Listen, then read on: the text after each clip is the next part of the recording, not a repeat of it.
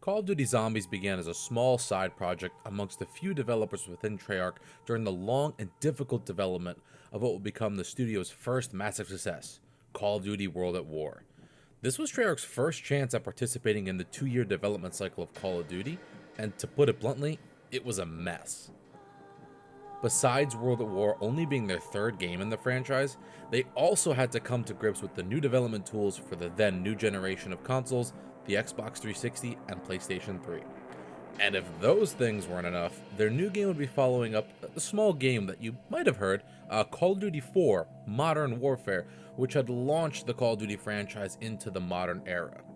The modern era, of course, being both its new setting outside of Call of Duty's traditional World War II timeframes, and literally into the modern era of gaming, with the popularity of its online multiplayer mode setting the foundation for what would become the next decade for first-person shooter games. As a result of all this pressure, the horrible practice of crunch in the game industry reared its ugly head at Treyarch Studios, and the team went to work to complete the Herculean task set before them. Despite all the crunch and missed deadlines, or perhaps as a direct product of it, a small team within the studio began working on what would become the Nazi zombie game mode and the first map we all know, Nocturne Toten. All of this, as the former head of Zombies development, Jason Blundell, puts it, started with a German soldier on fire. To quote a GameSpot interview with the man himself, "There were a couple of scripters who started playing with the on-fire animations that we had, because in World at War we introduced the flamethrower. There was this kind of, like the 80s movie thing when people are on fire and they fall down. And they took that, and that was the basis of the beginnings of the zombie stumble and movement. And from there, it kept getting larger and more teammates wanted to help build on what the others had started." To quote the GameSpot article interview again, "And then we took a bit of Geo, we got one of the levels and cut it out, and that kind of basis became Noct, which was the first map that was in World at War. We were working very, very long hours, but people started to pop at their head around and have a look, people from each department. So sound would be like, I can give you a... And then other characters were like, well, I can give you a zombie head or two. If you look back at the original stuff, it's very much made from pieces, and that spirit, I think, is pervasive all the way through, all the way up to Black Ops 3. But the original zombie mode was made from the leftover pieces and bits from people's spare time." All this really began as a grassroots movement in Treyarch, and the best part about all this was that amidst all the crunch and all the deadlines and all the stress, the team was able to have fun. It became the worst kept secret amongst the devs, and they would oftentimes stay late to play their creation and reach as high of a round as possible. However, not everyone in Treyarch was entirely impressed by the unauthorized mode that was being made and played. Studio head at the time, Mark Lamia, was one of those folks who was shocked that the team had been working on this despite being well behind on the overall game development. To quote Mark from a Polygon article, "Imagine my surprise when I learned that a small team had started taking our cooperative work and were prototyping new modes. Imagine my surprise again when I found this team started prototyping a Nazi zombie mode, and then finding out people from other departments had started pitching in to help out." Lamia's initial reaction was to axe the project and get the team back on track immediately, which, to be fair, is an appropriate response from someone in charge of a development studio that's way behind and has astronomical goals to reach. But thankfully, for all of us in retrospect, some of the developers were able to convince Lamia to try the mode out for himself, and after a few games, he was hooked and understood why his team was so passionate about this mode. We knew that we had something special, that we had captured lightning in a bottle. The hard work, besides finishing the entire game itself and reaching Activision's lofty sales expectations, wasn't done though. After having his change of heart on zombies, Lamia was now tasked with selling the idea to Activision. Many within Treyarch worried that including the game would go against the gritty historical realism that the team really aimed to hit with Call of Duty World at War. Some people in the franchise leadership were opposed to zombies and the idea. They thought it would be a disgrace to the franchise. There was a fear of doing something so off with such a successful brand. It was inconceivable and arguably irresponsible. In past World War II based Call of Duty games, the story usually revolved around the European theater of war, but a big selling point of World at War was the series' first of exploring the Pacific theater as the US Marines with incredible detail. Treyarch even went as far as to getting hands-on with actual World War II era weaponry for sound recording, which is an awesome video that I'll link below, and blending in their own footage with genuine footage from war to immerse the player even more in the story. Hell, they even interviewed 1st Division Marine veterans that were there to learn about their experiences in the Pacific to make sure they told an accurate story. To quote Mark Lamia again from a Games Radar interview in 2008, "We met with a reunion of 1st Division Marines last year, and it was a very moving experience. It's the stories that blow us away. We heard first-hand accounts of bonsai charges and sneak attacks. We heard about one enemy combatant that had his hands up, ready to surrender, but then he raised them a bit higher and 2 live grenades dropped out of his armpits. The Marines were dealing with a very different enemy, one that lived by the Bushido code, and as we grew to understand this, we knew we had to make a very different game." The team knew this all too well and had to find a way to not only respect the hard work the rest of Treyarch had done, but also how to get their new mode added into the final release version of the game. So the team did what they'd always done when faced with uncertainty of the future. They had them play zombies, and just like with Lamia's playthrough, the seniors were immediately hooked. And as Jason Blundell would put it, we got to the point where they were sending emails about what round they got to, and that's when we knew that we could do this. We could get away with this. But there was a catch, because there's always a catch. While Activision enjoyed playing the unauthorized mode and really wanted Treyarch to add it in, they weren't able to market the mode or promote it at all alongside World at War. So the team decided it would be a fun Easter egg for the player to discover after completing their playthrough of the campaign. Once completing the iconic final mission, Downfall, the credits rolled in typical Call of Duty fashion and then faded to black. But instead of returning to the main menu, something different happened. Something that would go on to cement Treyarch's place in history of Call of Duty and take the entire gaming world by storm. I'll never forget the first time seeing the short intro video to Nocturne Toten. I was at a friend's house and they wanted me to try this cool new mode they discovered with zombies in it. The map loaded up and I was immediately creeped out by just the video alone.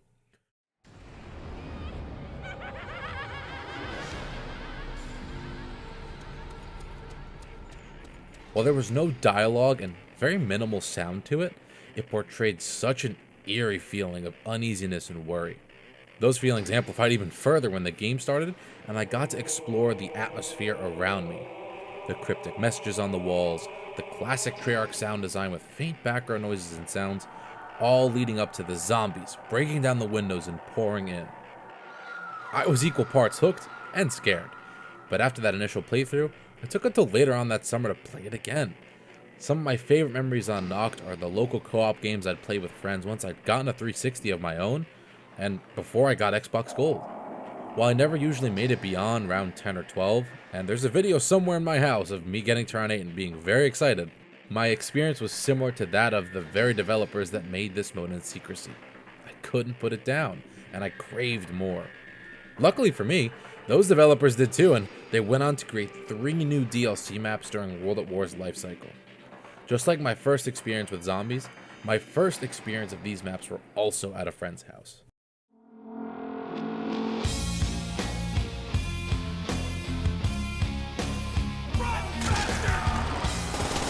My first playthrough of Verrückt gave me similar feelings of dread and uneasiness that Noct did, but amplified. Being set in an abandoned asylum that was used for Nazi experiments during the war definitely helps drive home the "something is seriously wrong here" point they're trying to make.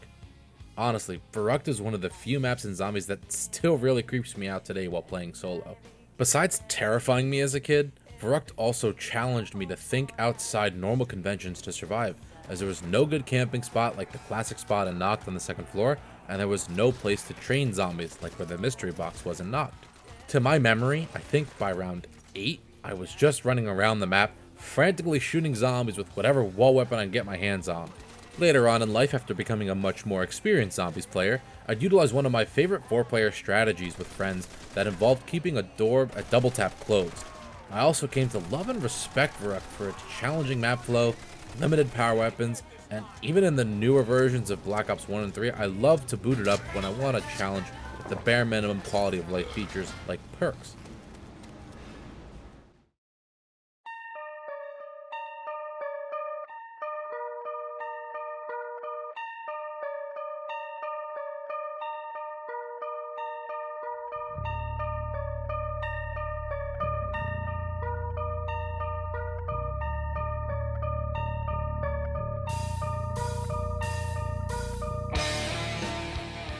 Our next DLC map introduced, Shinonuma, on the other hand, was a completely different story.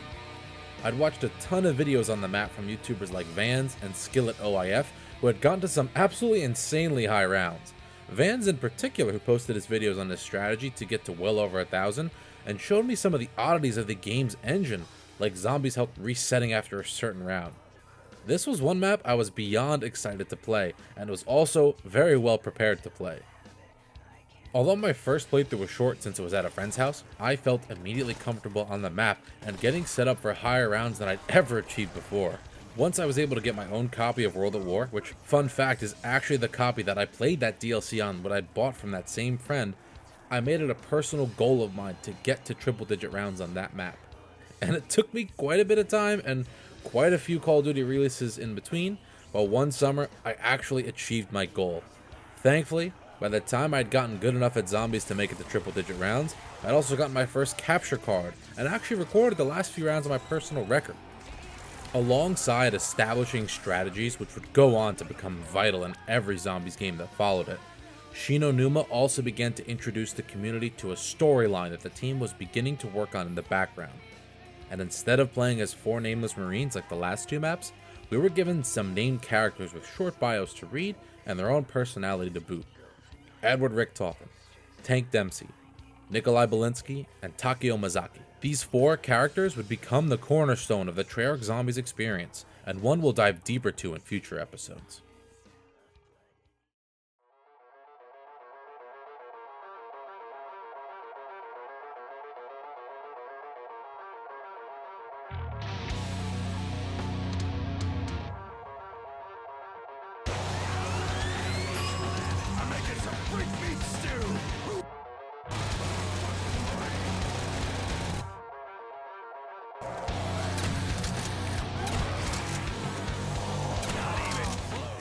Going back in time to my initial playthroughs, Der Riese is our final Treyarch developed map of World at War, and it was the very first I got to experience during its launch.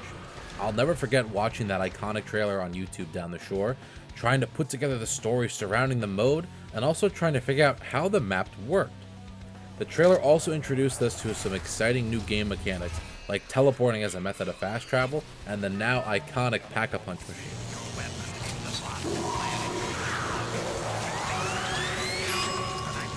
Pretty freaking sweet!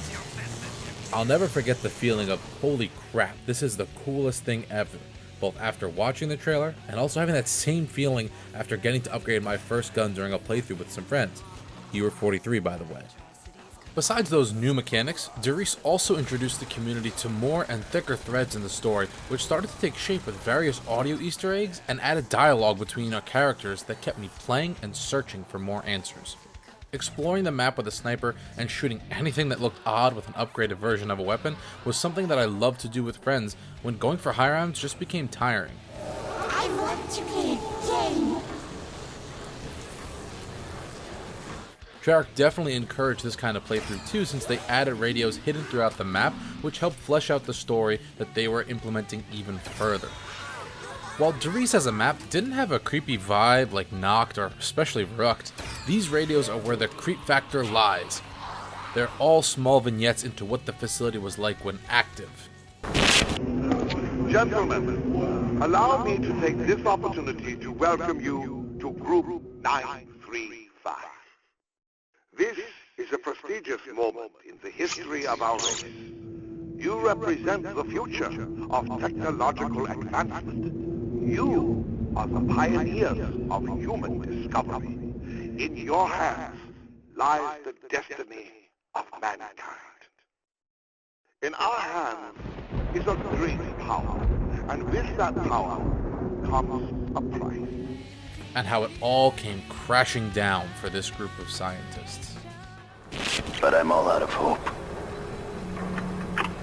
Auf Wiedersehen, my friend.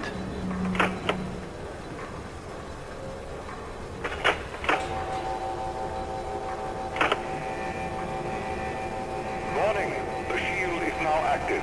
Damn it! Scientists I can't find my pills. needed materials and report to the barracks. They are coming. Not drill. I must do what I must do. Shield is now active. God forgive us all. To destroy the designated materials and report to the barracks. This is not a drill. Warning, the shield is now active. To destroy the designated materials and report to the barracks. This is not a drill. Warning, the shield is now active.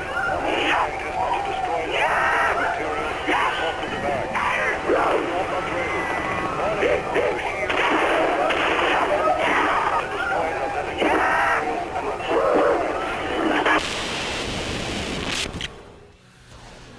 Overall, Derice set the expectation what fans would have going forward into the franchise, and that makes it a pretty special map overall.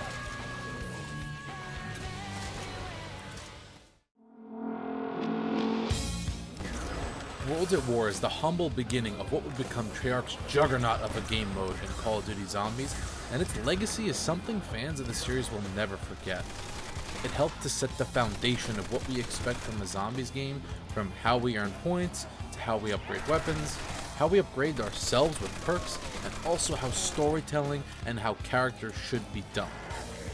World at War also sparked my personal passion for zombies, which led me down a road of many hours spent playing with friends, and also to making this and other YouTube videos of my favorite game mode of all time. Next time on the history of COD Zombies, we explore Black Ops 1 and how it expanded on the formula that started in World at War. Thanks for watching, and I'll see you in the next one.